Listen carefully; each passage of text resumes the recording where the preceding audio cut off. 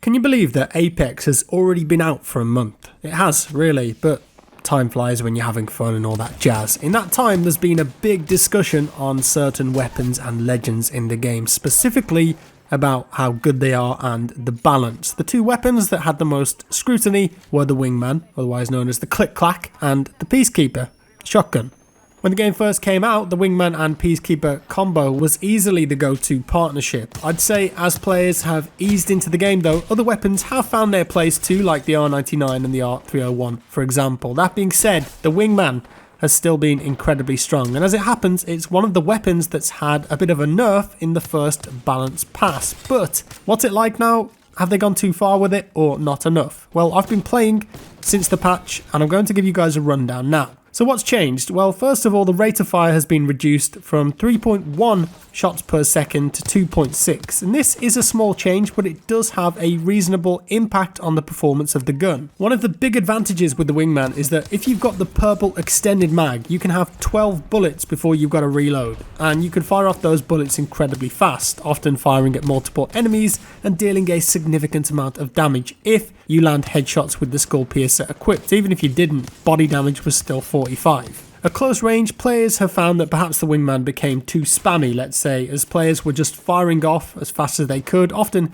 hip firing, strafing left and right, AD to land a shot, and hip fire accuracy was just incredible with that gun. But more on that in a second. So Respawn's first solution, as we've just talked about, was reducing the fire rate. As well as that, the skull piercer headshot damage multiplier has been reduced slightly. It was 2.5, but now it's 2.25. Again, not a huge change, but it could make the difference between getting a kill in 3 shots or 4. And the other change is to the weapon's hipfire. Respawn have increased the base hipfire spread and decrease the rate at which it shrinks back down. So the hipfire has been nerfed quite a lot there. Now, one of the issues with the Wingman is that if you're stationary, you could hipfire the weapon with 100% accuracy, which is quite mad when you think about it. So increasing the hipfire spread is probably for the best. So I honestly think that the 3 main issues with the Wingman were hipfire, weapon damage over range, and magazine size. 12 bullets when a weapon can do so much damage is quite a lot, and it can deal that damage over incredible ranges. Sure, you need to be a good shot to make effective use of it at medium and long range, but I wouldn't be surprised if we saw its magazine reduced in the future if these updates don't pan out. I believe they also made it a bit more rarer to spawn. Now, the idea of the Wingman is to have a skill-based weapon that requires more of a skill gap than perhaps some of the automatic weapons, but right now it was mostly an auto deagle, and Respawn were keen to change that. I think that it's in an okay place at the moment, but it's still really good. And the other weapon that got a bit of a nerf in this patch was the Peacekeeper. Not a huge change, mind you, but the bolt rechamber rate has been slightly reduced for each of the shotgun bolt tiers. Level 1 now reduces chamber rate by 7.5% rather than 10%, and the level 3 reduces it by 16% compared to the previous 25%. This means that if you miss a shot with the Peacekeeper now, you're going to have way less room for error than you previously had. And along with the Wingman, the Peacekeeper availability has been reduced in all zone tiers too, so these weapons are going to spawn and be in the game a bit less. And those weapon changes are live in the game right now, but Respawn also talked about other balance changes that they're going to make at the start of the first season of the Battle Pass, and that's got to be coming really soon. If you've been following the Apex news recently, you may have been familiar with the discussion on certain legends and both their sizes and hitboxes. It was found out by the community that some of the larger legends don't have the cleanest of hitboxes, most notably Pathfinder. And Pathfinder's hitbox will detect a hit if someone lands a shot between your machine legs or even quite a reasonable distance at the sides. These are going to be improved and tightened up first of all. Better sizing of the actual hitboxes to the characters, gear and the models. Respawn made it clear that these adjustments could have a big impact on the game, so they don't want to rush them out and wanted to first ensure that there were no major bugs. And if these hitbox improvements don't do the trick in terms of balance, well, they say that they're going to consider other adjustments down the line. I think a lot of us are getting kind of sick of seeing the same 3 legends in every squad over and over again. But some of the considerations to make changes include natural damage reduction and individual kit power tweaks. I think what they're alluding to here is that after refining the hitboxes, if players still feel that the bigger legends are at too much of a disadvantage to play, they will consider increasing their abilities as a way to compensate for that, if that's going to be needed, and if increasing the abilities power is going to cause players to use them over the smaller characters,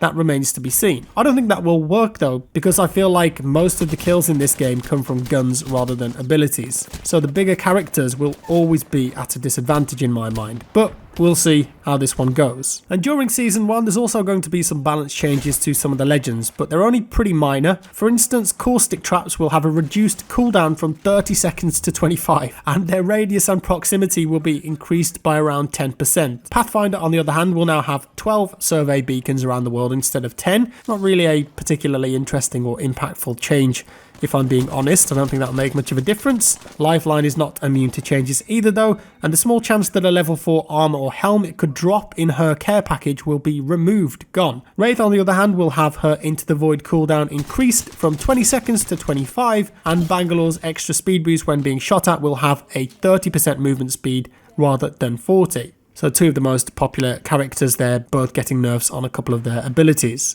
I think overall it's going to be really interesting to see over the next few weeks how much of an impact these changes have on the game's balance. My early thoughts though are that the Wingman is still very strong, and so if you find it, it's not like you're going to instantly ignore it and pick up a Havoc all of a sudden, but perhaps you might consider other options now. I can say that after playing with it for the last couple of days, you do really notice the firing rate change. On paper it doesn't sound like much of a decrease, but in practice, if you've used the Wingman a lot previously, you're really going to notice this. Not to mention, you've now got less room for error if you miss a shot, especially if you've got the Peacekeeper as a secondary, because the firing rate has been reduced on that too. I think Wingman, it's still a very strong option, and if you've got good aim and land your shots, it's still an epic gun to use. But I think some players will perhaps move away from it now, with there being slightly less room for error, more of a skill cannon. Same goes for the Peacekeeper. I think with the choke, it's a great close range secondary, especially with a charged shot, but you can be left vulnerable if you miss your shot, whereas say having an R99 as a secondary gives you a bit more flexibility. And you will notice the slightly slower firing rate on the Peacekeeper, but if you hit those shots at close range, it's still just as deadly as ever.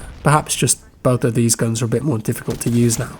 So wrapping things up, I expect when Season 1 drops, we're going to get quite a bit of new content drip fed to us. There's already been some leaks in regards to new legends, such as Octane and Watson. Octane in particular has popped up quite a bit in the game files and such since Apex release. There's been some screenshots too. You never want to read too much into leaks, but this guy in particular does seem to match the character from a very early trailer, although we don't get a good look at this time, but his rumoured abilities were found in the game, so I think that this Octane is legit and he will appear at some point during the first season. So prepare for everyone to try and pick him. Rest in peace to those people who are picking last. And his abilities, we've covered them before, are a stim shot called Adrenaline, and that will allow him to move 30% faster for 6 seconds, but it costs 10 health, and he will be immune to slows when active. And that, of course, is great to get yourself out of trouble or into it, but you need to accept that it's going to cost you some health to use. And Octane's ultimate is a deployable launch pad that can catapult you through the air. Could be cool to get the jump on an enemy squad. His passive, though, if true, will allow him to restore health over time when he isn't taking damage, which could be incredibly powerful. All sorts of references in the game files are popping up too, including automatic turrets, remote turrets, and even flamethrowers. So I've got a feeling that Respawn have got a ton of stuff planned for the first Battle Pass and Season 1, and I, for one, can't wait to see how they constantly change up the game and keep things feeling fresh. No word, of course, yet on when the Battle Pass will actually release, but so many players have been looking forward to this because, as with any Battle Pass, it usually offers new content, challenges, cosmetic, and the good stuff that players love working towards. The rumoured date is the 12th, but take that with a pinch of salt right now because it's certainly not officially confirmed. After all, the game has only been out for a month, but as with any game these days, we always want more content and more things to do more often. But it seems that Respawn have planned and accounted for this and already had ideas for weapons, modes and content in advance, which seems like a really smart move. And that's all for today, folks. I hope you enjoyed this one. Let me know if you're still playing Apex and enjoying it. And I do apologise for the voice. As I said yesterday, I am quite sick and bunged up right now, but I do appreciate you guys watching either way. I did set a personal goal for myself this year to make a video every single day on YouTube, whether that's a VOD or a stream or whatever it is, just a piece of content that's going up on YouTube every single day. I did want to do that last year, but because of the surgery that I had, I spent a long time where I couldn't really talk, which wasn't ideal, so I had to miss like 4 or 5 weeks. But this year, I've posted every day so far, and I intend to keep that up. With that said, if you're still watching, thank you so much, guys. If you liked the video, give it a like. Let me know your thoughts on the Wingman and Peacekeeper nerf down below. If you didn't like it, dislike it, not a problem at all. I'll still love you, I promise. Subscribe if you want to see more, and I'll see you in the next one.